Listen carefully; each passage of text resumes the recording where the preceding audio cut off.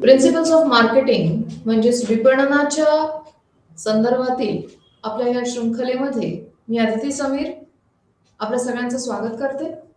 आणि आजच्या या भागामध्ये आपण BCOE 141 प्रिन्सिपल्स ऑफ मार्केटिंगचा ब्लॉक नंबर 4 म्हणजे पुस्तिका 4 याचा जास्त खोलात जाऊन अभ्यास करणार. हा आजचा भाग विशेषत्वाने महत्वाचा आहे, कारण कुठलीही सेवा किंवा वस्तू आपल्यापर्यंत पोहोचते ती वितरणामुळे.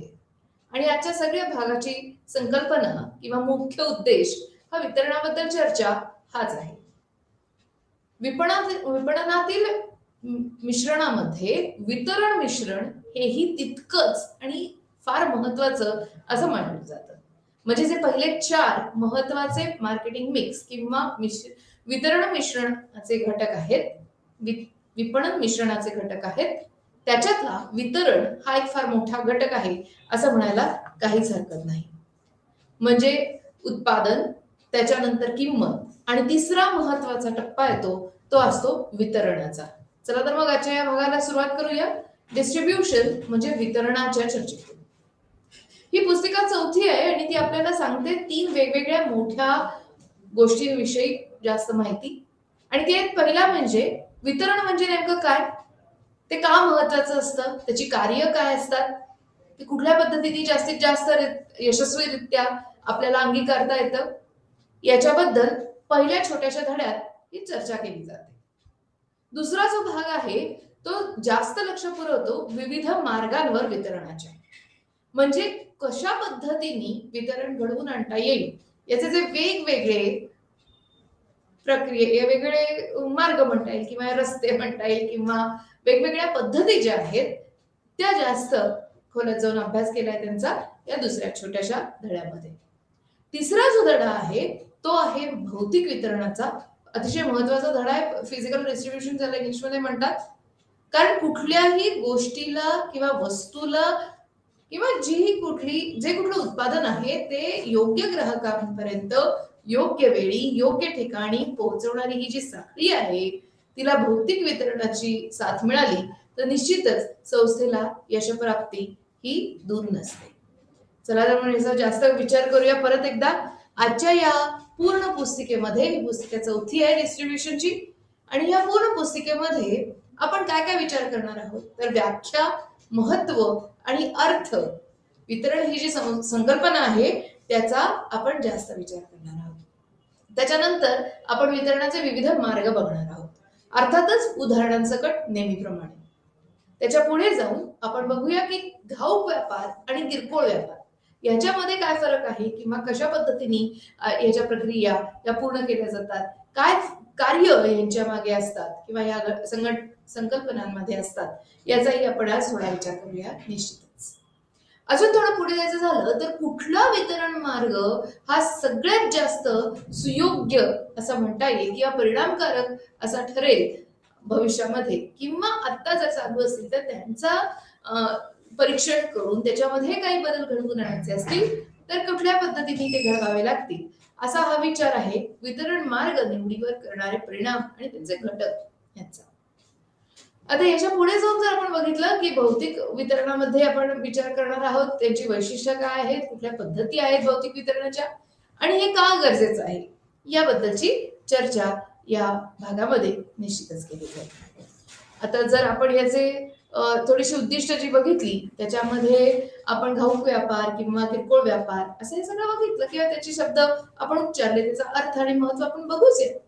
पण हे सगळं सुरू कुठे होतं तर ह्याचा विचार करण्यासाठी एक छोटासा प्रश्न तुमच्यासाठी. आधीची खरेदी, ह्या आपल्या चर्चेच्या अगदी आधीची खरेदी तुम्ही कधी केली? तो कुणी म्हणेल आत्ताच 5 मिनिटापूर्वी, तर कुणी म्हणेल सकाळी आणलं होतं बरं का दूध आणि भाजी मी घरात, किंवा कधीतरी कुणी म्हणेल नाही काल संध्याकाळी आम्ही सगळे जण खरेदीला गेलो होतो घरातले. आता या सगळ्या ठिकाणी जर तुम्ही बघितलं तर तुम्ही ही खरेदी केलीत, बरोबर आहे, परंतु ते उत्पादन तुमच्यापर्यंत पोहोचवण्यासाठी किंवा तुम्हाला ते उपलब्ध होण्यासाठी काही मार्ग अवलंबलेले आहेत आणि त्याच्याच अभ्यासासाठी आज आपण इथे नक्की जमलेलो आहोत. बघा, तुम्ही विचार करा, म्हणजे तुम्ही जर बाजारपेठेत जाऊन दूध आणि भाजी आणली असेल तर तो एक प्रकार झाला. पुढे 5 मिनिटांपूर्वी आंतरजालाद्वारे म्हणजे ऑनलाईन शॉपिंग केली असेल, जसं फ्लिपकार्ट आहे, अमेझॉन आहे, मिशो आहे किंवा आणखीन काही शॉप्सी आहे, त्याच्यावर खरेदी केली असेल तर तो एक मार्ग आहे. मात्र जर तुम्ही म्हटलात की नाही नाही आम्ही सगळे एकत्र आलो आणि सगळ्यांनी मिळून एका प्रदर्शनाला भेट दिली, तर तो एक आणखीन वेगळा मार्ग आहे आपल्याला उत्पादन उपलब्ध करून देण्याचा. म्हणजे बघा किती गोष्टी किती वेगवेगळ्या पद्धतीने आपण ही खरेदी करत असतो किंवा वेगवेगळ्या ठिकाणी जाऊन आपण ही उत्पादनं विकत घेत असतो. याचा अर्थ ते उत्पादन तिथे उपलब्ध असण्यासाठी एक मोठी यंत्रणा सतत कार्यरत असते आणि तिला वितरण यंत्रणा किंवा प्रणाली असं आपण म्हणू शकतो. आता हे आधीपासून असंच होतं का हो? तर नाही. अगदी पहिल्यापासून किंवा अगदी सुरुवातीला छोटीशी बाजारपेठ असायची, छोटेसे ग्राहक असायचे, नंबर म्हणजे संख्या ग्राहकांची असायची ती लहान असायची, असा माझा म्हणण्याचा उद्देश आहे इथे. जर तुम्ही आठवलं तर तुम्ही नक्की अभ्यास केला असेल आठवडी बाजारांचा. आठवडी बाजारांमध्ये आपलं जे काही उत्पादन असेल ते एखादा शेतकरी टोपलीत भरून बाजारपेठेत येऊन ते ग्राहकांपर्यंत पोहोचवत असायचं. अगदी त्याच्याही आधी जर विचार करायचा झाला तर कधी कधी टोपलीत हे उत्पादन घेऊन घरोघरी वितरण करणाऱ्या शेतकऱ्यांची सुद्धा पद्धत तुम्ही बघितली असेल किंवा पुरवठादारांची पद्धत तुम्ही बघितली असेल. म्हणजे छोट्या हातगाडीवर किंवा छोट्याशा टोपलीत ग्राहकांपर्यंत पोहोचवण्यासाठी वस्तू ठेवून हे मार्गक्रमण करणारे विक्रेते आपण नक्की बघितले असतील. म्हणजे इथून सुरुवात झाली ती वितरणाची. आपलं उत्पादन ग्राहकांपर्यंत योग्य वेळी जर पोहोचलं तर त्याचा लाभ त्या ग्राहकांनाही होतो आणि निश्चितच उत्पादन करतानाही होतो. आता या दोन्ही गोष्टींमधली जी कधी कधी थोडीशी जास्त मोठी साखळी असते. का बरं ही साखळी असते? कारण प्रत्येक ठिकाणी उत्पादन कर्त्याला किंवा जो कोणी त्या पूर्ण उत्पादनाचा मालक आहे किंवा उत्पादन विक्री करण्यासाठी जो जबाबदार व्यक्ती आहे तो सगळ्या ग्राहकांपर्यंत नाही पोहोचू शकत. मग कसा बरं पोहोचेल तो किंवा ते उत्पादन कसं बरं ग्राहकांपर्यंत पोहोचेल? तर त्याच्यासाठीच्या ज्या वेगवेगळ्या प्रणाल्या आहेत किंवा त्याच्या पद्धतीच्या ज्या साखळ्या आहेत त्याचा अभ्यास म्हणजे वितरणाचा अभ्यास असं आपल्याला नक्की म्हणता येईल. आता जर हे छोट्या बाजारपेठेत असं असेल की उत्पादक ते ग्राहक ही पूर्ण प्रचंड छोटी लगेच समजण्यासारखी अशी ही साखळी आहे. म्हणजे काहीच नाही, दोघच जण आपण म्हणतो विचार करतोय उत्पादक आणि ग्राहक, संपला विषय. तर तो एक भाग झाला. मात्र आजच्या या स्पर्धात्मक जगात इतकं ग्लोबलायझेशन आपण म्हणतो किंवा लिबरलायझेशन म्हणतो, म्हणजे जागतिककरणाच्या या पूर्ण पार्श्वभूमीवर आपल्याला फक्त उत्पादक आणि ग्राहकांचा विचार करून चालत नाही, तर ग्राहकांपर्यंत आपलं उत्पादन यशस्वीरित्या योग्य वेळी योग्य पद्धतीने योग्य अवस्थेत आणि वेळेत अतिशय बरोबर वेळेत ते उत्पादन पोहोचावं यासाठी उत्पादकाला आणखी मदत लागते आणि हे मदत करणाऱ्या मध्यस्थांचा अभ्यास म्हणजे वितरणाचा अभ्यास असं आपण नक्की म्हणतो. म्हणजे उत्पादन कुठे होतंय याचा पहिल्यांदा आपल्याला अभ्यास करावा लागेल. ते उत्पादन त्या उत्पादनाच्या ठिकाणापासून ग्राहक जिथे असेल. आता प्रत्येक वेळी काही ग्राहकाच्या जवळ उत्पादन आपण करत नाही, निश्चितच आपल्याला उत्पादन घेऊन ग्राहकापर्यंत पोहोचवावं लागतं. आणि म्हणजेच सांगली किंवा कोल्हापूर जिल्ह्यात तयार झालेली साखर ही पुणेपर्यंत पोहोचवावी लागते किंवा दिल्लीपर्यंत पोहोचवावी लागते. अशा पद्धतीचा जो विचार आहे तो इथे आपल्याला निश्चित करावा लागतो. आता जेव्हा आपण वितरण असा शब्द वापरतो किंवा वितरण अशी संकल्पना आपल्याला अभ्यासाची असते तेव्हा सगळ्यात महत्वाचे असतात ते उत्पादक आणि ग्राहक असं आपण म्हणतो. म्हणजे उत्पादक आणि ग्राहक या दोघांमध्ये संपर्क प्रस्थापित करण्याचं जे सगळ्यात महत्वाचं काम करतो तो असतो मध्यस्थ. आणि या मध्यस्थांचं सगळ्यात मोठं जे जाळं किंवा प्रणाली किंवा शृंखला जी असते त्या सगळ्या शृंखलेला वितरण मार्ग किंवा वितरण प्रणाली असं आपण म्हणू शकतो. चला तर मग जरा व्याख्या बघूया या शब्दाच्या. आणि निश्चितच मी नेहमीच फिलिप कोटलर सरांच्या व्याख्या तुम्हाला समजावून सांगत असते या आपल्या भागाच्या अनुषंगाने. तर आजही फिलिप कोटलर सरांचीच व्याख्या आज मी इथे घेणार आहे, परंतु त्याआधी हे 3 महत्वाचे शब्द. सगळ्यात महत्वाचं संकल्पना आहेत वितरणाच्या त्या उत्पादक आणि ग्राहकांच्या. म्हणजे एखादी वस्तू किंवा सेवा, खरं म्हणजे वस्तू पोहोचवणं खूप सोपं, सेवा पोहोचवणं अतिशय आव्हानात्मक. पुढच्या 6व्या भागात आपण उत्पादक सेवेचा जर विचार करत असेल तर तो कसा करेल याच्याबद्दलही चर्चा करणार आहोत. म्हणजे उत्पादक ते ग्राहक या पद्धतीची शृंखला या वितरणामध्ये आपण अभ्यासतो असं कोटलर सर म्हणतात. दुसरा भाग जो आहे तो आहे संपर्काच्या जाळ्यांचा. म्हणजे हे सगळे मध्यस्थ एकत्र येऊन एक जी प्रणाली तयार करतात, एक संघटित प्रणाली जी तयार करतात, एक जाळ तयार केलं जातं. या संपर्काच्या जाळ्याला वितरण प्रणाली असं किंवा वितरण मार्ग असं आपण म्हणू शकतो. तिसरा भाग जो आहे तो आहे मध्यस्थांचा. खरं तर जसा तुम्ही अभ्यास कराल वितरणाचा तेव्हा तुम्हाला असं लक्षात येईल की जेवढे मध्यस्थ कमी तेवढा संस्थेचा नफा जास्त. आता ह्याच्याबद्दलही बऱ्याच संशोधकांची वेगवेगळ्या पद्धतीची मतं आहेत. ते म्हणतात की मध्यस्थांनाही पैसे द्या किंवा त्यांचाही लाभ होऊ द्या, मात्र त्यांच्यामुळे वृद्धी वाढवा म्हणजे संस्थेचा लाभ. तर काही जण म्हणतात की जर मध्यस्थ जास्त असतील किंवा हे जाळं खूप लांब असेल, साखळी ही अतिशय लांबत जाणारी असेल, तर प्रत्येकाचा नफा बघता बघता त्याचा बोजा हा ग्राहकावरही येईल. म्हणजे ग्राहकाला जास्त पैसे आपल्याला द्यावे लागतील आणि संस्थेचा नफाही थोडासा कमी होईल. आता या सगळ्याचा अभ्यास आपण नक्की करूया, बघूया काय होतंय ते, जेणेकरून आपल्याला घाऊक आणि पूर्ण मोठ्या मोठ्या वेगवेगळ्या बाजारपेठेमधल्या मध्यस्थांबद्दल चर्चा करता येईल. आता जर व्याख्येचा भाग झाला तर व्याख्या तयार करताना फिलिप कोटलर सर म्हणतात की वस्तूंची जी उपयुक्तता आहे किंवा वस्तू ज्या वापरासाठी निर्माण केलेल्या आहेत त्या वापरासाठी त्या बरोबर ठिकाणी बरोबर माणसाला उपलब्ध करून देण्यासाठी जो निर्धारित करणारा मध्यस्थांचा संच आहे त्याला वितरण मार्ग असं आपल्याला म्हणता येईल. आता याच्याबद्दलची जी आपल्या पुस्तिकेतली पूर्ण व्याख्या आहे ती तुम्हाला इथे दिसतेय की एक डिस्ट्रीब्युशन चॅनल म्हणजे एक आपल्याला वितरण प्रणाली म्हणता येईल, मार्ग म्हणता येईल. तर ही कधी तयार होते, जेव्हा आपण एखादी ठिकाण, जेव्हा त्याची वेळ, एखादा प्रत्यक्ष त्याचं मूर्त किंवा अमूर्त असं स्वरूप, त्याच्या मालकी हक्काचा उपयोग किंवा त्याच्या मालकी हक्काचे होणारे परिणाम या सगळ्यांबद्दल जो आपल्याला माहिती करून देतो आणि वस्तूंचं आपल्याला भौतिक वितरण करण्यासाठी मदत करतो, त्या सगळ्या गोष्टींना, त्या सगळ्या मार्गाला, त्या सगळ्या प्रणालीला आपण वितरण प्रणाली असं म्हणू शकतो.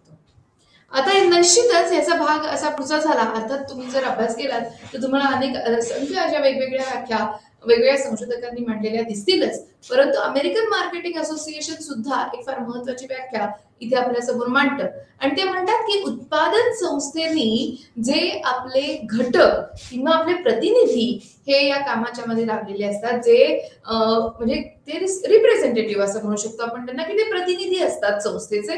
ते संस्थेसाठी किंवा ते आपल्या कंपनीसाठी काम करत असतात. त्या कंपनीचे रिप्रेझेंटेटिव्ह किंवा त्या कंपनीचे घटक किंवा प्रतिनिधित्व करणारे लोक जे असतात ते, त्याच्यानंतर घाऊक व्यापारी किंवा किरकोळ व्यापारी असे दोन्ही ह्याच्यामध्ये येतात. आणि ह्या संबंध वस्तूंच्या वितरणासाठी जी एक संरचना तयार केलेली असते त्या संरचनेला वितरण मार्ग असं म्हणतात. ही होती व्याख्या अमेरिकन मार्केटिंग असोसिएशनची. म्हणजे थोडक्यात काय तर ही मध्यस्थांची पूर्ण साखळी आहे आणि त्यानुसार आपण अंतिम ग्राहकापर्यंत किंवा ज्याला म्हणता येईल की जो शेवटचा उपयोग करता जो असतो, एखाद्या वस्तूचा किंवा सेवेचा जो अनुभव घेत असतो त्या ग्राहकापर्यंत पोहोचण्यासाठी मदत करणारी जी यंत्रणा आहे, मग ते इंटरनेट किंवा आंतरजाल असू दे किंवा घाऊक व्यापारी किंवा किरकोळ व्यापारी असू दे, सर्वजण या प्रणालीचा हा एक भाग असतात असं आपल्याला नक्की म्हणता येईल. आणि जर तुम्ही बघितलं तर जसं मी म्हणलं जागतिकीकरण किंवा आपण जे आर्थिक परिस्थिती वेगवेगळ्या देशांची बघतो आणि स्पर्धात्मक जगाला आपण तोंड देतो, त्यामुळे या प्रणालीचं महत्व अतिशय वाढलेलं आहे. म्हणजे जरी मध्यस्थ जास्त असतील तरी जर त्यांनी आपल्या वस्तूचं किंवा सेवेचं मूल्य वाढवण्यासाठी आपल्याला मदत केली ग्राहकांच्या नजरेतून, तर मात्र आपल्याला जास्त नफा मिळू शकतो असं आपल्याला दिसून येतं. म्हणजे एखादी निव्वळ वृद्धी वाढवणं नाही, विक्री वृद्धी वाढवणं नव्हे, तर आपण विकत असलेल्या सेवेत किंवा वस्तूच्या मौल्यवान अवस्थेसाठी कारणीभूत ठरणारे घटक म्हणजे हे मध्यस्थ असतात, म्हणून त्यांचं महत्व हे अपरंपार असतं असं आपल्याला नक्की म्हणता येईल. आता बघा, इथे जेव्हा आपण वितरण मार्गाचे महत्व किंवा वितरणाचे महत्व असं ते म्हणतोय, तेव्हा सगळ्यात महत्वाचं असतं ते ठिकाण किंवा ज्याला आपण लोकेशन असं म्हणतो. आता लोकेशन किंवा एखाद्या ठिकाण असं म्हणताना का बरं याचा उपयोग केला जातो, तर ग्राहक आपल्याला कुठे भेटणार आहेत, जी बाजारपेठ असणार आहे, मग ती बाजारपेठ भौतिक स्वरूपात आहे का ऑनलाईन व्हर्च्युअल स्वरूपात आहे, म्हणजे आंतरजालाद्वारे आहे, हे स्थान निश्चिती करण्यासाठी आणि ती स्थान निश्चिती झाल्यावर ते उत्पादन तिथपर्यंत पोहोचवण्यासाठी आपल्याला वितरणच आवश्यक असतं. अर्थातच मागच्या भागात आपण बघितल्याप्रमाणे वितरण हे आपल्याला खर्चात पाडतं. म्हणजे मागच्या वेळी आपण बघितलं की किंमत ही अशी एकच गोष्ट असते की जी आपल्याला नफा निर्माण करून देते, मात्र वितरण ही अशी गोष्ट असते की जी आपल्याला खर्चात पाडते जेव्हा आपण वितरण एखाद्या उत्पादनाचं करत असतो, मग ती सेवा असू दे किंवा वस्तू. आता दुसरा भाग जसं म्हणलं, आता अर्थात याच्या आधी एक लक्षात घेणं अगदी गरजेचं आहे की स्थाननिश्चिती जरी असली तरी सुद्धा बाजारपेठ आपण कुठली यशस्वीरित्या आपण पालथी घालणार आहोत, त्यासाठी आपल्याला जो विचार करायचा आहे त्याच्यासाठी आपल्याला ही लोकेशन किंवा स्थाननिश्चिती ही करावी लागते. म्हणजे एखादा उत्पादक आपलं उत्पादन फक्त एखाद्या पुण्यासारख्या ठिकाणी किंवा मुंबईसारख्या ठिकाणीच वितरित करू इच्छित असेल तर तो तेवढ्याच बाजारपेठेवर आपलं लक्ष हे केंद्रित करत असतो. मात्र त्याच वेळी जर एखादी मोठी कंपनी असेल जिला आपलं उत्पादन हे जगभर पसरणावं वाटत असेल किंवा त्या दृष्टीने ते प्रयत्न करत असतील तर निश्चितच त्यानुसार स्थान निश्चिती करणं किंवा त्यानुसार वितरण प्रणाली बदलणं हे गरजेचं ठरतं. आता दुसरा जो भाग आहे तो आहे वेळेचा. आता बरोबर वेळ साधून त्यांनी आपला डाव साधला असं मराठीत म्हणतात ना, तीच वेळ. म्हणजे बघा काय म्हणते मी इथे की वेळ एक विशिष्ट बाजारपेठेमध्ये विशिष्ट वस्तूंना ही मागणी असते. थोडक्यात सांगायचं झालं तर आता तुम्ही बघितलं असेल तर नुकताच आपण मकर संक्रांतीचा उत्सव पार पाडलाय. देशभरात वेगवेगळ्या नावांनी वेगवेगळ्या उत्साहामध्ये किंवा सणांच्या पद्धतीने ही वेळ साजरी केली जाते. गुजरातमध्ये याच्यासाठी पतंग आणि मांजा हा जास्तीत जास्त उपयोगात आणला जातो. तुम्ही तुमच्या लक्षात आलंच असेल की गुजरात राजस्थानमध्ये पतंग उडवण्याला प्रचंड महत्व आहे. म्हणजे त्या बाजारपेठेमध्ये वेगवेगळ्या आकारांचे अगदी लहानपासून अति प्रचंड पतंगांपर्यंत असे मोठे मोठे पतंग हे उपलब्ध झालेले असले पाहिजेत त्या बाजारपेठेमध्ये. त्याची एक विशिष्ट वेळ असते. पावसाळ्यात जर कोणी पतंग विकायला लागलं तर फारच अवघड पडेल हे आपल्याला सहज समजू शकतं. म्हणजे बघा, एका विशिष्ट वेळी एखाद्या विशिष्ट उत्पादनाची जर मागणी असेल तर त्या बाजारपेठेपर्यंत ते उत्पादन पोहोचवण्याचं सगळ्यात महत्वाचं काम हे वितरण प्रणाली करत असते. आता तुम्ही बघत असाल तर आता आपण जानेवारी महिन्यात आहोत, आपण मकर संक्रांतीचा उल्लेख केला आणि पुढचा राष्ट्रीय सण निश्चितच येतोय, तो आहे 26 जानेवारीचा. मग अशा वेळी आपल्याला झेंड्यांची प्रतीक किंवा झेंड्यासारखी असलेल्या बॅचेस किंवा शर्टवर किंवा इतर कुठल्या वस्तूंवर आपल्याला झेंड्याचं प्रतीक म्हणजे अगदी खरं सांगायचं झालं तर आजकाल रायटिंग मटेरियल पेन आणि पेन्सिल सुद्धा झेंड्यांच्या रंगांमध्ये उपलब्ध असलेले आपल्याला दिसून येतात. आता अशा पद्धतीचे वस्तू तयार करून अगदी योग्य वेळेला बाजारपेठेत आणणं हे महत्वाचं ठरतं. आता ह्या सगळ्या गोष्टीसाठी बाजारपेठेचा अभ्यास हा तितकाच महत्वाचा आहे, परंतु वितरण प्रणालीत जर काही प्रश्न उद्भवले किंवा समस्या निर्माण झाल्या तर ती वस्तू वेळेवर बाजारपेठेत आणि त्यामुळे ग्राहकापर्यंत पोहोचू शकणार नाही. म्हणूनच वितरणाचं महत्व हे अपरंपार आहे किंवा अतिशय मोठं आहे असं आपल्याला म्हणता येईल. आता त्याच्या पुढचा भाग जो आहे तो आहे मालकी हक्काचा.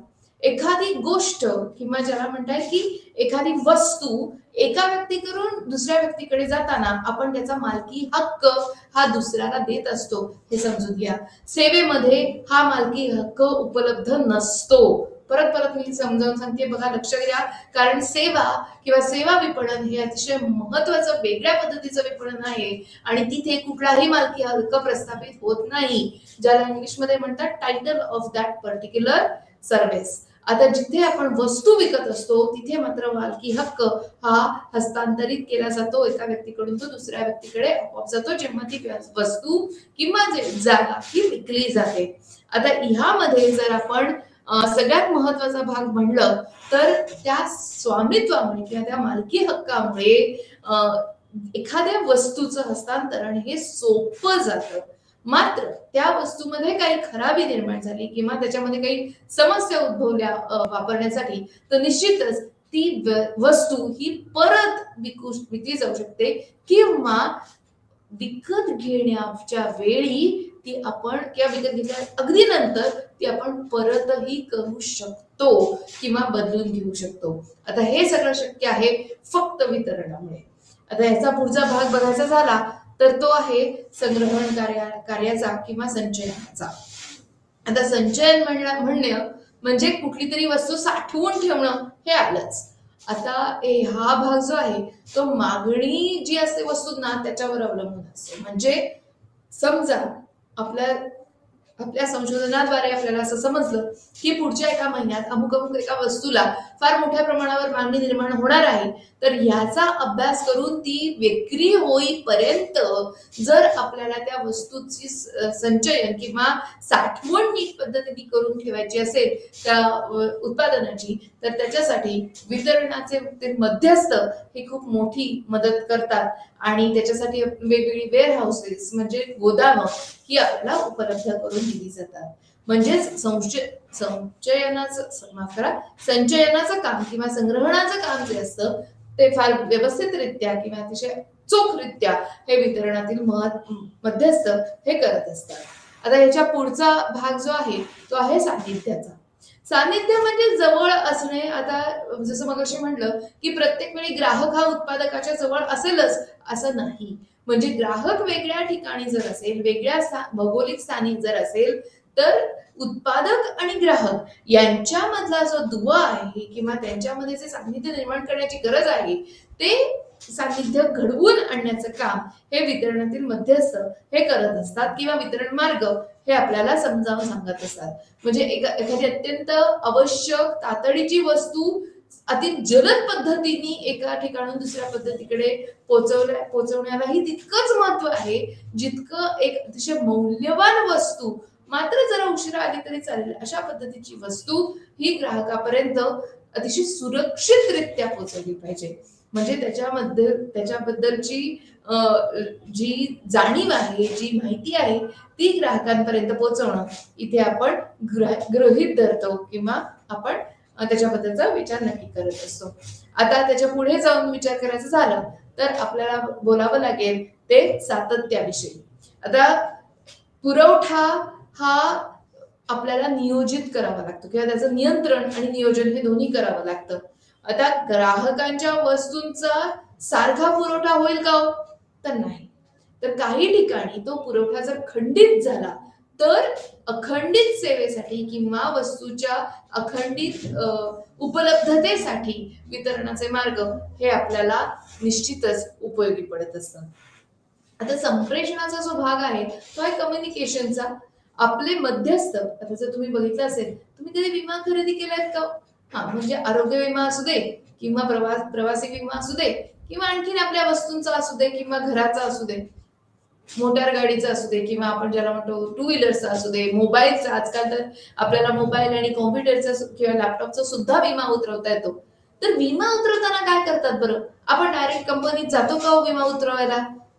पहिल्यापासून आपण विमाच्या एजंटला भेटतो किंवा विमा प्रतिनिधीला भेटतो किंवा जो आपल्या घरी येऊन आपल्याला ते संबंध जे उत्पादन असतं किंवा ज्याला म्हणता येईल की जी सेवा आपल्याला द्यायची असते त्या सेवेची माहिती आपल्याला पुरवतो. वेगवेगळे ऑप्शन्स काय आहेत, ही स्कीम आपल्याला चांगली होईल का, ती स्कीम आपल्याला योग्य ठरेल किंवा एखाद्या पद्धतीची निवड प्रक्रिया करण्यासाठी जरुरी असणारी गरजेची असणारी माहिती योग्य पद्धतीने आपल्याला सांगून आपल्या शंकांचं निरसन करून त्याच्यावर आपल्याला पुढे विक्री प्रक्रिया पूर्ण करण्यासाठी किंवा खरेदी प्रक्रिया पूर्ण करण्यासाठी आपल्याला मदत करणारा घटक म्हणजे हा एजंट असतो. आता हा विम्याचा एजंट झाला. म्हणजे जर आपण बघितलं तर संप्रेषण किंवा कम्युनिकेशन हे आपल्या ग्राहकांपर्यंत अतिशय योग्यरित्या पोहोचवण्याचं काम हे मध्यस्थांनी करावं अशी अपेक्षा असते ती. आणि म्हणून उत्पादक ते ग्राहक एकमेकांपासून लांब असले तरीही ते भावनिकरित्या जवळ येऊन समस्या पूर्ती करून मग खरेदी विक्री प्रक्रिया ही पूर्ण करण्याच्या या संबंध कामाला वितरणाचं सहाय्य मिळतं. म्हणजेच इथे ट्रान्झॅक्शन म्हणजे पैशाची देवाणघेवाण तर होणारच आहे, वस्तूचीही देवाणघेवाण होणार आहे, मालकी हक्काची देवाणघेवाण होणार आहे. या सगळ्या महत्वाच्या कार्यांना वितरण हे पूर्ण करतं किंवा पूर्तता त्याची होऊ शकते. आता सगळ्यात शेवटचा भाग जो आहे तो आहे संशोधनाचा. आता जेव्हा ग्राहक खरेदी करतो, जर मी तुम्हाला मगाशी म्हणलं तुम्ही कधी केली तर मागची खरेदी किंवा याच्या आधीची खरेदी, तर तसंही करण्याआधी सुद्धा म्हणजे एखादी खरेदी आपण जेव्हा करतो ती खरेदी करण्याआधी सुद्धा आपण प्रचंड संशोधन करत असतो. अगदी छोट्या छोट्या गोष्टी विकत घेताना सुद्धा 4 वेगवेगळ्या वेबसाईट बघू, इकडे स्वस्त मिळतंय का, तिकडे चांगलं मिळतंय का, याच्यातला दुसरा रंग मिळतोय का, आपल्याला दुसऱ्या पद्धतीचं मॉडेल मिळतंय का, इतक्या गोष्टी आपण विचारत करत असतो. प्राइस किंवा किंमत तर आहेच, मात्र जलद पद्धतीने जर आपल्याला वस्तू घरी पोहोचवणारी एखादी प्रणाली असेल तर निश्चितच आपण 5 रुपये जास्त देण्यासाठी मागे पुढे बघणार नाही.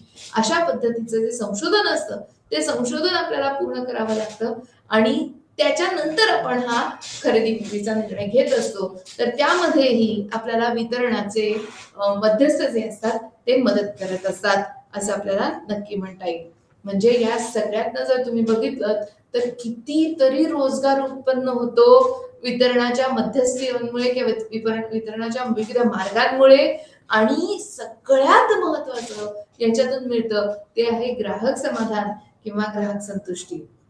आणि यामुळे आपल्याला या विविध वितरण मार्गांचा अभ्यास खोलात जाऊन करणं अतिशय भाग पडतं असं म्हणायला काही हरकत नाही. आता आपण पुढचा जो भाग बघतोय तो आहे वितरण मार्गांचा. आता वितरण मार्ग हे वेगवेगळे असतात असं पण नक्की म्हणलंय. उत्पादक म्हणजे कोण, जो उत्पादन निर्माण करतो तो. मग ते छोट्या किंवा मोठ्या वस्तू असतात ज्या निश्चितच वेगवेगळ्या पद्धतीने आपण त्याचं वर्गीकरण हे आधी केलेलंच आहे. तरी सुद्धा वस्तू जर घरी वापरायच्या असेल किंवा कारखान्यात वेगवेगळ्या वापरायच्या असेल तर त्याचं मात्र उत्पादन आणि वितरण हे वेगळ्या पद्धतीने केलं जातं. हे आपल्याला वेगळं सांगायची गरज नाहीच. तर तेव्हा किंवा या संबंध प्रणालीमध्ये आपल्याला सगळ्यात महत्वाचा ठरतो तो उत्पादक आणि शेवटचा ग्राहक. म्हणजे उत्पादन हे उत्पादकापासून ग्राहकापर्यंत पोहोचवायची ही सगळ्यात पहिली प्रणाली आहे. आता यामधले जे घटक आहेत तो पहिला जो आहे ऑफकोर्स ज्याला आपण म्हणतो उत्पादक आणि ग्राहक. आता हा थेट आणि पारंपरिक उपाय आहे किंवा मार्ग आहे, रस्ता आहे, अतिशय सोपी अशी ही प्रणाली आहे असं आपण म्हणू शकतो. म्हणजे उत्पादकांनी लगेच जाऊन किंवा डायरेक्ट जाऊन ग्राहकाला भेटणे हा एक भाग झाला. आता तो कसा भेटू शकतो, तो त्याच्या घरी जाऊन भेटू शकतो, तो एखाद्या बाजारपेठेत भेटू शकतो, तो आंतरजालाद्वारे किंवा इंटरनेटद्वारे भेटू शकतो, किंवा पूर्वी तर पोस्टाद्वारे त्याची मागणीही पाठवून ती पूर्ण करण्यात येत असे, किंवा टेलिफोनद्वारे आपल्याला ऑर्डर्स या घेतल्या जायच्या किंवा मागणी ही नोंदवली जायची. या पद्धतीच्या या प्रणालीला उत्पादक ते ग्राहक असं आपण म्हणतो. आता काही अजूनही काही मोठ्या कंपन्या उत्पादक ते ग्राहक हा अतिशय सुलभ सोयीस्कर मार्ग हा अवलंबत असतात असं आपल्याला बघता येईल. दुसरा जो भाग आहे तो आहे मध्यस्थांचा. आता मध्यस्थ म्हणजे कोण, तर मध्यस्थ म्हणजे हे 2 प्रकारचे व्यापारी आहेत असं आपण म्हणता येईल. अर्थातच जर हा रिप्रेझेंटेटिव्ह किंवा संस्थेचा प्रतिनिधी असेल किंवा जसं मी मगाशी म्हणलं विमा एजंट किंवा इन्शुरन्स एजंट असेल म्हणजेच विमा प्रतिनिधी असेल तर अशा पद्धतीचे कमिशन एजंट्स हे वेगळ्या पद्धतीने धरले जातील. मात्र जर तिथे व्यापारी असतील तर व्यापाऱ्यांमध्ये आपल्याला 2 प्रकारचे व्यापारी इथे अभ्यास करता येतात. पहिला भाग असतो तो घाऊक व्यापाऱ्यांचा आणि दुसरा असतो तो किरकोळ व्यापाऱ्यांचा. आता यामध्ये प्रणाली बदलेल बरं का. म्हणजे उत्पादकापासून प्रतिनिधीकडून घाऊक व्यापाऱ्याकडे येणारी वस्तू किंवा घाऊक व्यापाऱ्याकडून परत एकदा किरकोळ व्यापाऱ्याकडे जाणारी वस्तू आणि मग त्याच्यानंतर ग्राहकापर्यंत पोहोचणारी वस्तू असं सुद्धा या वस्तूचं मार्गक्रमण होऊ शकतं. आता या सगळ्याचा अभ्यास आपण पुढच्या ह्याच्यात निश्चितच करूया.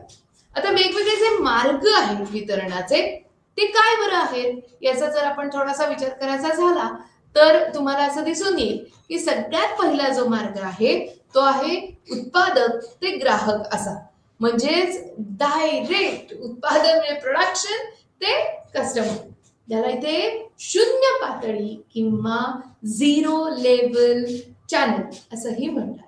म्हणजे हा अतिशय प्रत्यक्ष मार्ग आहे आणि त्याचा उपयोगही असा आहे की जास्त कमिशन किंवा जास्त नफा हा मध्यस्थांसाठी वेगळा काढून ठेवावा लागत नाही. जो काही नफा होईल तो संस्थेला प्रत्यक्षरित्या मिळू शकतो, म्हणून याला प्रत्यक्ष वितरण मार्ग असंही म्हणतात. दुसरा भाग जो आहे तो आहे अप्रत्यक्ष वितरण मार्गाचा. म्हणजेच यामध्ये निव्वळ उत्पादक आणि ग्राहक नसून मध्ये जास्तीत जास्त मध्यस्थ असू शकतात. मग तो प्रतिनिधी असू दे किंवा घाऊक व्यापारी असू दे किंवा अजूनही कुठला वेगळ्या पद्धतीचा असू दे. आता जर याच्याबद्दल जास्त विचार करायचा झाला तर तुम्हाला इथे दिसत असेल सगळ्यात पहिला जो आहे तो आहे डायरेक्ट चॅनल ऑफ डिस्ट्रीब्युशन, म्हणजेच प्रत्यक्ष वितरण मार्गाचा तक्ता. आता यामध्ये जर तुम्ही बघितलं तर उत्पादकापासून ग्राहकापर्यंत पोहोचवण्यासाठी आता याच्यात कुठल्या कुठल्या सेवा आल्या बघा.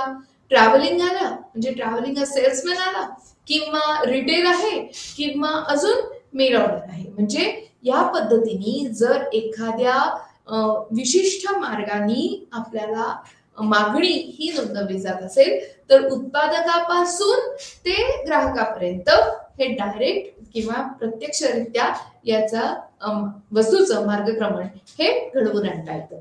आता हा जो दुसरा चार्ट आहे किंवा दुसरा डायग्राम आहे किंवा चित्र आहे हे आपल्या पुस्तिकेतलंच आहे अर्थात, आणि त्यामध्ये तुम्हाला असं दिसून येईल की अप्रत्यक्ष जर मार्ग असेल तर तिथे 2 किंवा जास्त असे मध्यस्थ असू शकतात. म्हणजे उत्पादक, आता इथे रिटेलर म्हणजे अर्थातच किरकोळ व्यापारी, होलसेलर म्हणजे घाऊक व्यापारी, आणि ग्राहक असा भाग इथे मांडलेला आहे. जर त्याच्यामध्ये एजंट किंवा प्रतिनिधी येणार असतील तर मात्र, किंवा रिप्रेझेंटेटिव्ह किंवा त्याला संस्था प्रतिनिधी येणार असतील तर त्यामध्ये या मध्यस्थांच्या टप्प्या किंवा पायऱ्या किंवा पातळ्या ह्या जास्तीत जास्त होत जातात, आणि त्यामुळे जसं मी आधी म्हटलं की नफा हा विभाजित होऊ शकतो. आता हा ते तिसरा तक्ता मी तुम्हाला दाखवते. जरा छोट्या आकाराचा तक्ता आहे, मात्र तुम्ही झूम करून बघितलं तुम्हाला तो निश्चित दिसेल, जिथे आपल्याला बहुविध किंवा ज्याला हायब्रिड असा मल्टी चॅनल किंवा जास्तीत जास्त चॅनलचा वापर करून ज्याला आपल्याला व्यवसाय वृद्धी किंवा विक्री वृद्धी साधता येईल अशा पद्धतीच्या ह्या वितरण मार्गाच्या चित्र हे दाखवलेलं आहे. आता इथे तुम्ही बघू शकता की प्रोड्युसर म्हणजे उत्पादकापासून ग्राहकापर्यंत पोहोचवण्यासाठी विविध मार्गांनी याचा उपयोग केला जातो. अर्थातच या सगळ्याची उदाहरणं ही आपल्याला महत्वाची आहेत आणि आपण तिथे नक्की विचार करणार आहोत. बहुविध वितरण मार्गासाठी आपण lenskart.com याचं उत्तर किंवा या संस्थेचं उदाहरण इथे नक्की घेऊ शकतो. तुम्ही बघितलं असेल तर lenskart.com हे स्वतःच्या रिटेल हाऊसेस किंवा स्वतःची त्यांची दुकानं आहेत, त्यांच्या दुकानाची प्रणाली आहे, आणि त्याचबरोबर तुम्ही जर त्यांची वेबसाईट बघितली असेल किंवा त्यांच्या आंतरजालावरची एखादी संकेतस्थळ बघितलं असेल तर त्याद्वाराही तुम्ही मागणी त्यांच्यापर्यंत नोंदवून त्याचा पुरवठा ते निश्चितच करत असतात. म्हणजे वेगवेगळ्या पद्धतीने ग्राहकापर्यंत पोहोचवण्याचे अतिशय यशस्वी असे मार्ग शोधून काढणं, प्रभावी असे मार्ग शोधून काढणं आणि त्याप्रमाणे पुढे जाणं हे आज निश्चितच गरजेचं ठरतंय. आता आणखीन जो शेवटचा भाग आहे तो आहे डिजिटल किंवा आंतरजालीय. आता ह्यामध्ये काही कंपन्या किंवा काही संस्था या प्रत्यक्ष दुकानात आपली वस्तू देतच नाहीत, फक्त आणि फक्त आंतरजालाद्वारे हा वितरण मार्ग स्वीकारलेला असतो. अर्थातच कुठल्याही एका प्रकारच्या मार्गावर फक्त अवलंबून राहणं ही गोष्ट निश्चितच चांगली नाही. त्यामुळे बहुविध मार्गांवर जर उपलब्ध झालं तर ती गोष्ट ग्राहकांपर्यंत जास्तीत जास्त पोहोचू शकते. पण खरं सांगू का, काही पद्धतीच्या किंवा काही संस्था या जास्तीत जास्त ग्राहकांपर्यंत पोहोचू इच्छित नसतात. मग त्यांना काय बरं हवं असतं, त्यांचं उद्दिष्ट असतं जास्तीत जास्त नफा मिळवणं किंवा त्यांची जी प्रतिमा आहे किंवा त्यांचा जो नावलौकिक आहे किंवा त्यांच्याबद्दलचं जे बोललं जातं ते फक्त त्यांना प्रीमियम क्वालिटी किंवा अति लक्झरियस ब्रँड्स किंवा अतिशय श्रीमंतांची उत्पादनं असं म्हणून त्यांच्याकडे बघितलं जावं अशी त्यांची इच्छा असते. आणि म्हणून जास्तीत जास्त ग्राहकांपर्यंत पोहोचण्याच्या ऐवजी ते जास्तीत जास्त नफा मिळेल अशा ग्राहकांपर्यंत पोहोचवण्याचा जास्त प्रयत्न करत असतात. बघा, म्हणजे थोडा फरक आहे याच्यात. त्याचा अभ्यास तुम्ही नक्की करा. खूप मजेशीर, खूप गंमतशीर असा हा अभ्यास आहे आणि नक्कीच मला माहिती आहे की तुम्हाला तो खिळवून ठेवेल जर तुम्ही पुस्तिका वाचायला घेतली तर. आता याच्याबद्दलचा सुद्धा जर जेव्हा आपण विचार करतो तेव्हा वितरण मार्ग जे आहेत ते वेगवेगळे आहेत असं आपण म्हणलं, तर त्यामध्ये सुद्धा आणखी पुढे जाऊन जर विचार केला तर आपल्याला असं म्हणता येईल की उत्पादनानुसार म्हणजे जशी वस्तू आहे, जसं वस्तूचं रूप आहे, मूर्त स्वरूप आहे, अमूर्त स्वरूप आहे, त्याप्रमाणे आणि वस्तू जर कारखान्यांमध्ये वापरली जाते म्हणजे B2B साठी जर त्याचा उपयोग केला असेल किंवा इंडस्ट्रियल गुड्स साठी असेल, औद्योगिक उत्पादने असतील, तर त्याची प्रणाली ही वेगळी असते. आणि जर तुम्ही बघितलं की घरी वापरण्याच्या ज्या वस्तू असतील त्यांची प्रणाली ही निश्चितच वेगळी असते. म्हणजे बघा इथे चित्रात तुम्हाला दिसतंय, पहिल्या चित्रात दिसतंय तुम्हाला channel distribution for consumer goods म्हणजे उत्पादनं ही घरच्या वापरासाठी किंवा प्रत्यक्ष तो व्यक्ती जर वापरत असेल तर अशी ही उत्पादनं आपल्याला कशा पद्धतीने मिळू शकतात, तर निश्चितच उत्पादकापासून ग्राहकापर्यंत किंवा उत्पादकापासून किरकोळ व्यापाऱ्याकडून मग ग्राहकापर्यंत किंवा मग त्याच्यात घाऊक व्यापारी किंवा प्रतिनिधी असेही समाविष्ट असतात. हे झाला पहिला भाग. मात्र हेच उत्पादन जर औद्योगिकरित्या आपल्याला फार महत्वाचं ठरणार असेल तर त्यामध्ये आपल्याला दोन वेगळी नावं इथे तुम्हाला दिसून येतील. ती म्हणजे इंडस्ट्रियल बायर, म्हणजे एखाद्या पूर्ण औद्योगिक तो ग्राहक असतो. आता औद्योगिक ग्राहक म्हणलं तर ती एक खरं म्हणजे एक टीम असते किंवा एक छोटा समूह असतो जो मनुष्य जी व्यक्ती ते यंत्र वापरणार आहे ती व्यक्ती, त्याच्याबद्दलचा इंजिनियर किंवा त्याच्याबद्दलचा एक्सपर्ट असेल तो किंवा जो त्याच्याबद्दलचं जास्तीत जास्त ज्ञान ज्याला असेल अशी व्यक्ती संस्थेतली, किंवा जो त्याच्याबद्दलचे पैसे आपल्याला देणार असेल तो, आणि जो निश्चितच त्या मागणीवर किंवा मागणी अर्जावर सही करणारी जी व्यक्ती असेल, सगळ्यात महत्वाचा अंतिम अधिकार ज्या व्यक्तीकडे असेल, अशी या सगळ्यांची टीम असते किंवा छोटा समूह असतो. आणि या समूहाला पूर्णपणे समजावून सांगून त्यांच्या समस्यांचं निराकरण करून मग त्या वस्तूचा पुरवठा किंवा यंत्राचा पुरवठा हा केला जातो. आणि म्हणून एजंट्स किंवा इंडस्ट्रियल डिस्ट्रीब्युटर ज्याला म्हणता येईल अशा पद्धतीच्या लोकांना इथे अत्यंत महत्वाचं स्थान हे दिलं गेलेलं असतं. म्हणजे त्यांच्याकडून आपल्या उत्पादनाची जास्तीत जास्त चांगली माहिती, व्यवस्थित योग्य माहिती, सुयोग्य अचूक माहिती ही औद्योगिक ग्राहकांपर्यंत पोहोचवणं हे इथे अपेक्षित असतं असं आपल्याला इथे नक्की सांगता येईल. आता यामध्ये जर तुम्ही बघितलं तर घाऊक व्यापारी हा आपण एक शब्द परत परत मांडत आलोय किंवा सांगत आलोय. तर घाऊक व्यापाऱ्यांमध्ये काय करतात बरं हे घाऊक व्यापारी, तर जर फिलिप कोटरस सरांची इथे व्याख्या आपल्याला मांडायची झाली तर ते काय म्हणतात की घाऊक व्यापारी फार मोठ्या प्रमाणावर उत्पादकाकडनं उत्पादन विकत घेतात आणि निश्चितच त्याची पुनर्विक्री करण्याच्या उद्देशाने त्याचे छोटे छोटे तुकडे करून मग ते ग्राहकांपर्यंत पोहोचवतात. म्हणजेच घाऊक व्यापारी उत्पादकाकडून मोठ्या मालावर खरेदी करतात. हे एकदम एक गोष्ट झाली. त्याच्या पुढची गोष्ट की अशा अनेक प्रकारच्या वस्तूंची किंवा एका वस्तूची सुद्धा ते सतत खरेदी विक्री करत असतात. खूप मोठा प्रकारच्या मागणी पुरवठा जर असेल तर किंवा मालाचा पुरवठा जर करावा लागत असेल तर त्यासाठी अंतिम ग्राहकाला ते मोठं उत्पादन पोहोचवण्यासाठी घाऊक व्यापारी हा निश्चितच उपयोगी पडतो. घाऊक व्यापाराचा थेट संबंध हा ग्राहकांशी येत असतो, त्यामुळे त्याला बाजारपेठेची खणाखणा माहिती असते असं आपल्याला म्हणता येईल. बाजारपेठेत काय किंवा ग्राहकाला काय आवडतं किंवा त्यांच्या काय आवडीनिवडी आहेत, कशा पद्धतीचे सण आणि सेलिब्रेशन्स म्हणतात किंवा काय पद्धतीचे ते आनंद किंवा कुठल्या पद्धतीची सेलिब्रेशन्स ते करत असतात किंवा ज्या पद्धतीने आपल्याला वेगवेगळ्या वस्तू त्यांच्यापर्यंत पोहोचवणं हे सोपं जाईल आणि काय पद्धतीच्या वस्तू त्यांना लागणार आहेत, कशा पद्धतीचे आवड निवड असेल त्या वस्तूंविषयी असाही विचार हा घाऊक व्यापाऱ्याला निश्चितच माहिती असतो आणि त्याच्यात ते एक्सपर्ट असं म्हणायला काहीच हरकत नाही. म्हणजे मागणीनुसार गरजेनुसार विक्री करत असतात हे सगळे आणि त्यांना जास्त खरं तर भांडवलाची गरज वगैरे पडत नाही, कारण साठा करण्याची आवश्यकता त्यांना नसते. म्हणजे जेव्हा केव्हा मागणी येईल तेव्हा उत्पादकाकडून घेऊन ते विकत असतात ग्राहकाला. आता यामध्ये किंमतीत स्थैर्य निर्माण होते, त्यामुळे सामान्य ग्राहकांनाही फारसा तोटा हा सहन करावा लागत नाही. आता घाऊक व्यापाराचं महत्व किंवा त्याचे जर फायदे आपण लक्षात घेतले तर मोठ्या प्रमाणावर उत्पादन हा एक भाग तर आहेच, मात्र साठवण करण्यासाठी उपयुक्त अशी सगळ्या प्रकारची प्रक्रिया हे घाऊक व्यापारी हे करत असतात.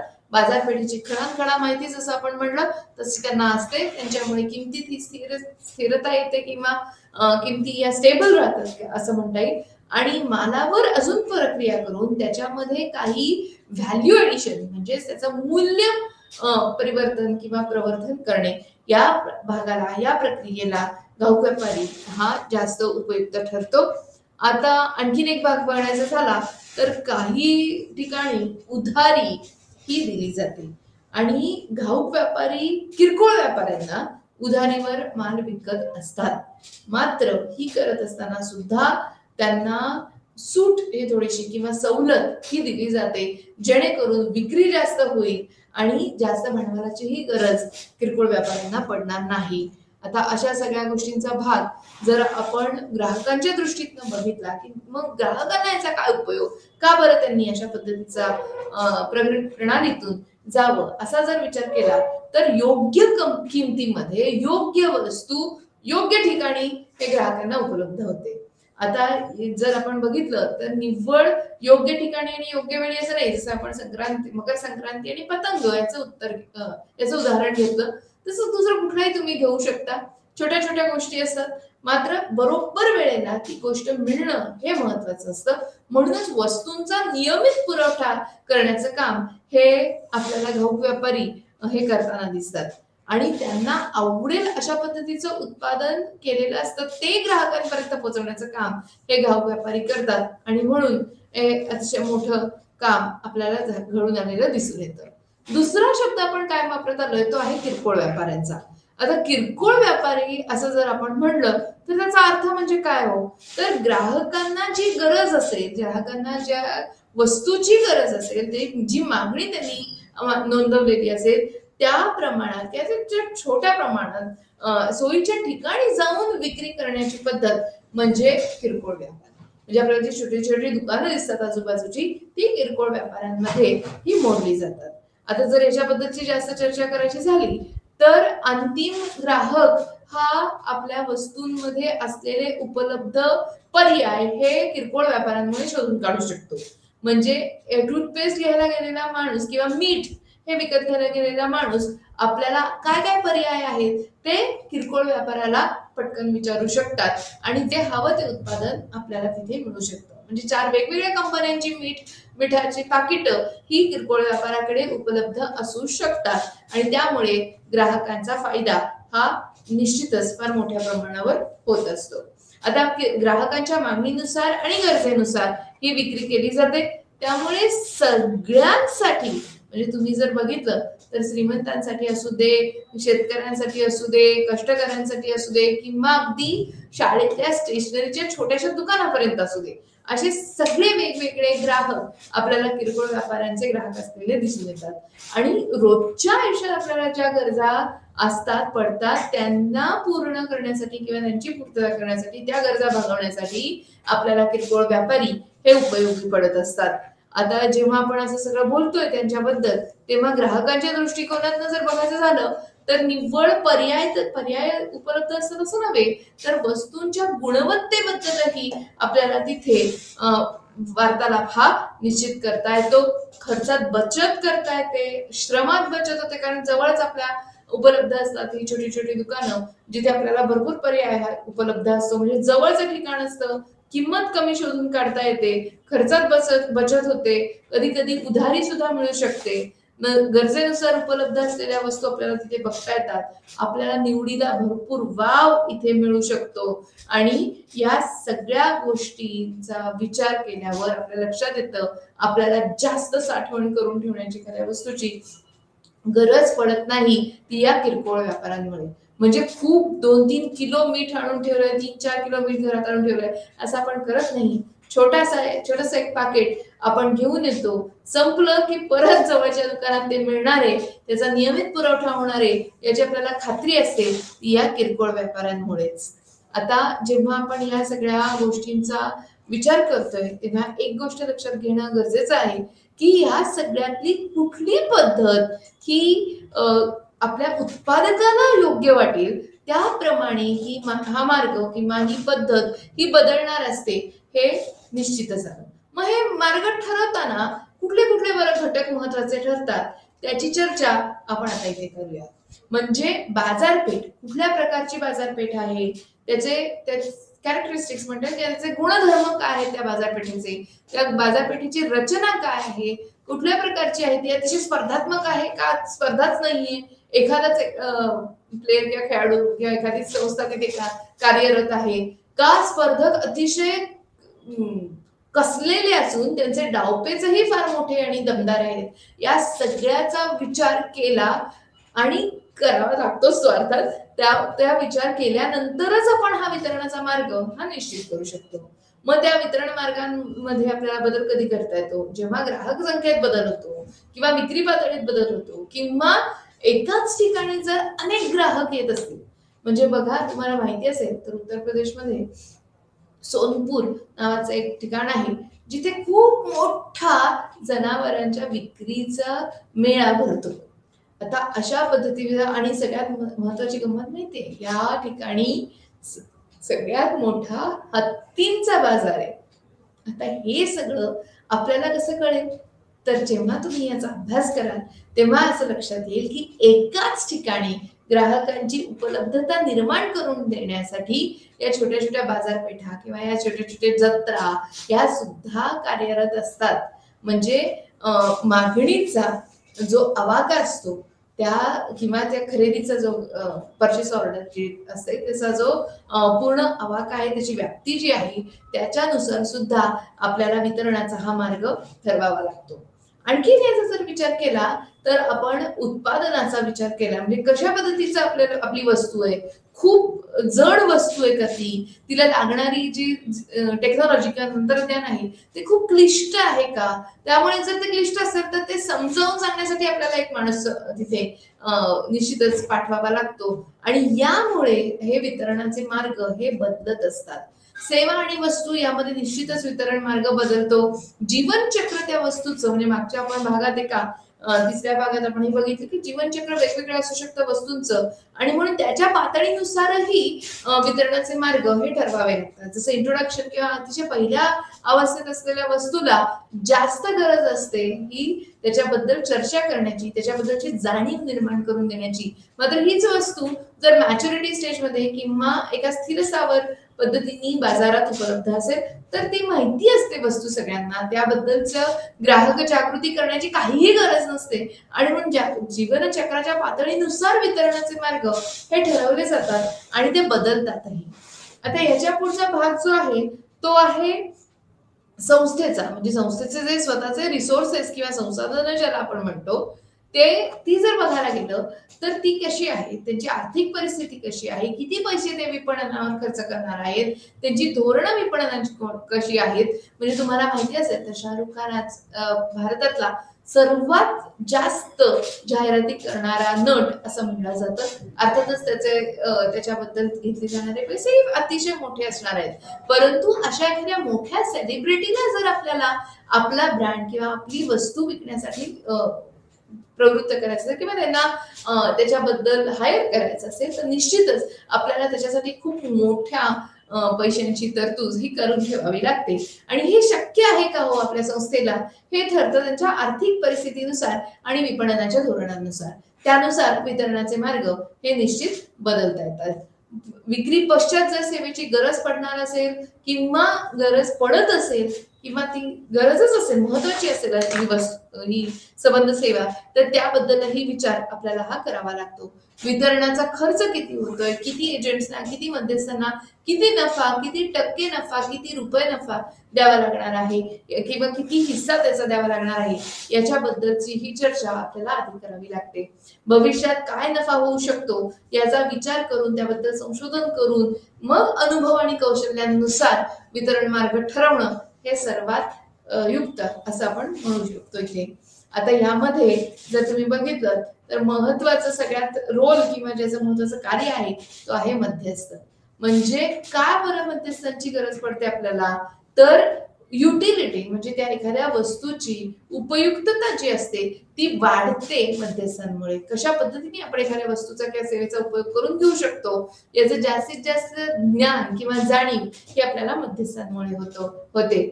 आपल्या कष्टांची त्यांच्यामुळे बचत होते. म्हणजे बघा, विम्याचा प्रतिनिधी जर घरी आला तर फॉर्म भरण्याचं काम, चेक लिहून घेऊन जाण्याचं काम, ही सगळी कामं ही मध्यस्थ करत असतात आणि त्यामुळे आपल्या कष्टांची बचत होऊ शकते. संस्थेच्या दृष्टिकोनातून बघायचं झालं तर बाजारपेठ आणि वृद्धी विक्रीमध्ये ही निश्चितच आलीच, म्हणजे ओघानेच हे अपेक्षित आहे. आणि जर तुम्ही बघितलं तर स्थानिक पाठिंबा हा आपल्याला मध्यस्थांमुळे जास्त मिळू शकतो. हा स्थानिक पाठिंबा कधी जास्त महत्वाचा ठरतो जेव्हा आपण आंतरराष्ट्रीय बाजारपेठेंचा विचार करत असतो. म्हणजे एखाद्या कंपनीला, एखाद्या मोठ्या संस्थेला जर आंतरराष्ट्रीय बाजारपेठेत कूच करायचं असेल आणि ती पादाक्रांत करायची असेल तर निश्चितच स्थानिक पाठिंबा हा तिथला गरजेचा असतो. त्यासाठी मिळणारी आर्थिक मदत किंवा तिथे आपण पाठवणाऱ्या सेवा आणि विपणनाच्या सर्व सोयी सुविधा या मध्यस्थांमार्फत आपण ग्राहकांपर्यंत पोहोचवण्याचा प्रयत्न करू शकतो. चला तर मग पुढे जाऊया. या मध्यस्थांचे प्रकार आपण जसे बघितले की प्राथमिक आणि दुय्यम आहेत, तसंच त्यामध्ये तुम्ही चॅनल पार्टिसिपेशनचा अभ्यास इथे करू शकता. प्रायमरी आणि सेकंडरी म्हणजेच प्राथमिक आणि दुय्यम असं आपल्याला इथे म्हणता येईल. वेगवेगळ्या आर्थिक संस्था आहेत, म्हणजे आर्थिक सहाय्य देणाऱ्या संस्था आहेत किंवा वेगवेगळे घाऊक व्यापारी, किरकोळ व्यापारी, एजंट्स, ब्रोकर्स, कमिशन एजंट्स ज्याला म्हणतात ते, किंवा ऑक्शनर्स, हे सुद्धा इथे आपण अभ्यासू शकतो. अर्थातच या सगळ्याचा अभ्यास तुम्ही इथे बघताय. या दुय्यम प्रकार सुद्धा इथे मी तुम्हाला दाखवलेले आहेत. हे सगळे आपल्या पुस्तिकेत फार सुंदर पद्धतीने मांडलेले आहेत. तुम्ही जरूर त्याचा अभ्यास करा.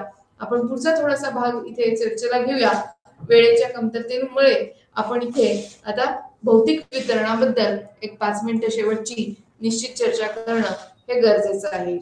जेव्हा आपण भौतिक वितरणाचा अभ्यास करतो तेव्हा आपल्याला असं लक्षात येईल की भौतिक वितरणामुळे म्हणजे स्पष्ट असं सांगायचं झालं तर एखाद्या वस्तूचं वितरण ग्राहकापर्यंत कशा पद्धतीने होईल या संबंध चालणीला किंवा प्रणालीला आपण भौतिक वितरण म्हणणार आहोत. यामध्ये नफ्याचा तर विचार करावा लागेलच, मात्र ग्राहकांच्या गरजा पूर्ण करून ग्राहक संतुष्टीसाठी अत्यंत प्रयत्न करणं हे इथे गरजेचं आहे. त्याच्यासाठी जर काही नियम आपल्याला करावे लागतील, अंमलबजावणी करावी लागेल त्याची, किंवा नियंत्रण त्या सगळ्या गोष्टीचं, त्या संबंध भौतिक वितरणाचं करावं लागेल. या सगळ्याचा विचार करून फिलिप कोटलर सरांनी ही व्याख्या ही आपल्याला दिली आहे. त्याचबरोबर जर तुम्ही बघितलं तर भौतिक वितरणामुळे आपल्याला काय मिळतं तर समाधानी ग्राहक मिळतात, अचूक विक्री सेवा त्यांच्यापर्यंत आपण पोहोचवू शकतो. म्हणजे विक्री आणि क्रियांची म्हणजे वितरण क्रियांची कार्यक्षमता आणि परिणामकारकता वाढवण्यासाठी आपल्याला भौतिक वितरणाची ही आवश्यकता भासते. त्याचप्रमाणे जर आपण बघितलं तर वस्तूंची वाहतूक ही अतिशय वेगवान होते. म्हणजे कधी कधी काय होतं की अतिशय नाशवंत वस्तू असतात. जसं आपण नेहमी म्हणतो की स्ट्रॉबेरीला जर कोल्ड स्टोरेज मिळालं नाही तर 4 दिवसात स्ट्रॉबेरीचं सारखं पीक अतिशय चांगलं असतं, मात्र सुविधा नसतील तर ती नाशवंत वस्तू ती खराब होऊन पैशाचं नुकसान होऊ शकतं. आणि म्हणून अशा नाशवंत वस्तूंना तातडीने आपल्याला ग्राहकांपर्यंत पोहोचवायचं असेल तर त्यासाठी भौतिक वितरणाचा अभ्यास आणि त्याची मुद्देसूद मांडणी आणि अतिशय सुरेख व्यवस्था ही ओघाने आलीच. त्याचबरोबर आपण इथे म्हणतो की अमूर्त सेवा, म्हणजे अमूर्त सेवा जेव्हा म्हणतो तेव्हा तिथे कुठल्याही पद्धतीचा भौतिक स्वरूप हे आपल्याला अपेक्षित नाही, मात्र हा अनुभव असतो. आणि म्हणूनच हा अनुभव हा माणसांवर अवलंबून असतो. माणसं नेहमी बदलतात नाही का, म्हणजेच बदलणाऱ्या माणसांवर जर आपण अवलंबून असू आपल्या गुणवत्ता दर्जेसाठी तर किती महत्वाची आणि अवघड आव्हानात्मक परिस्थिती निर्माण होईल याचा फक्त विचार केलेलाच बरा. म्हणजे संचयन, साठवण आणि मालकी हक्क याचा जो विचार केला आपण आधी तो तर आहेच, मात्र अनुभवावर आधारित जर भौतिक वितरण असेल एखाद्या सेवेचं तर त्याचाही विचार आपण इथे नक्की करू. स्थिर किंमत असणं याची आपण थोडी चर्चा केलीच. आता याबद्दलची आणखीन जर बघितलं विचार करायचा झाला तर आपण असं म्हणू शकतो की भौतिक वितरण किंवा वितरण खर्च कमी होण्यासाठी आपल्याला या सगळ्या गोष्टींचा हा जास्तीत जास्त उपयोग हा करून घेता येईल. म्हणजे भौतिक वितरणाद्वारे ग्राहकांना समाधानी ठेवता येईल, कारण ग्राहक हा राजा असतो. निव्वळ तेवढंच नाही तर समाधानी ग्राहक हा आपला ब्रँड अँबॅसेडर असतो. ग्राहक जर समाधानी असेल तर तो फक्त परत येणार नाही, म्हणजे रिपीट परचेससाठी येणार नाही, तर तो आपल्या चांगल्या अनुभवाच्या बद्दल इतरांनाही नक्की सांगेल आणि ह्याचा फायदा आपल्या संस्थेला हा निश्चित मिळू शकतो. म्हणजे समाधानी ग्राहकामुळे खरं म्हणजे निव्वळ नफ्यात प्राप्ती होत नाही किंवा वृद्धी होत नाही, तर आपल्या विक्रीत वृद्धी सुद्धा होते. बाजारपेठेच्या पूर्ण मूल्यांकनामध्ये जर तुम्ही बघितलं तर बाजारपेठेचा जो हिस्सा आपण मिळवू शकतो त्याच्यातही वृद्धी मिळते जर आपला समाधानी ग्राहक असेल तर. म्हणजे एक ट्विट एखाद्या चांगल्या सेलिब्रिटीचं किंवा एखाद्या चांगल्या इन्फ्लुएन्सरचं जर मिळू शकलं तर निश्चितच त्या उत्पादनाची किंमत किंवा मूल्य त्या उत्पादनाचं हे ग्राहकांच्या दृष्टिकोनातून खूप वाढतं आणि निश्चितच विक्री वृद्धीसाठी याला फार उपयोगी पडतं. आता यामध्ये अजून थोडा विचार करायचा झाला जेव्हा आपण म्हणतोय की भौतिक वितरणाद्वारे काय काय होतं, तर त्यामध्ये कार्यक्षमता आणि परिणामकारकता ही वाढवता तर येतेच, मात्र याच्यामुळे ग्राहकांना जास्तीत जास्त सुविधा पुरवण्याचं कामही आपण इथे करू शकतो. म्हणजे बघा, एखादी वस्तू अतिशय पटकन, जलद आणि गरजेची असेल ती किंवा अति महत्वाची असेल, जसं औषधं आहेत किंवा जसं आपत्तीग्रस्तांना फार पटकन मदत करणं आहे किंवा या सगळ्या गोष्टी जेव्हा आपण भौतिक वितरणाद्वारे विचार करतो तेव्हा वेगवान हालचाल किंवा वेगवान दळणवळण हे महत्वाचं ठरतं आणि त्यामुळे आपल्याला भौतिक वितरणाचा अभ्यास हा वेगळ्या पद्धतीने आणि जास्त खोलात जाऊन हा करावा लागतो. आता भौतिक वितरणाचं जेव्हा आपण महत्व म्हणतोय तेव्हा वेळ आणि स्थान किंवा ठिकाण हे मात्र सगळ्यात महत्वाचं आलंच. म्हणजे योग्य वेळ आणि योग्य ठिकाण असं जे आपण परत परत म्हणतोय, कारण कधी कधी काय होतं ना की एखादं उत्पादन जेव्हा गरज असते तेव्हा ग्राहकाला मिळत नाही आणि जेव्हा ती गरज सरते तेव्हा ते उत्पादन बाजारपेठेत येतं, मग त्याचा काही उपयोग नसतो.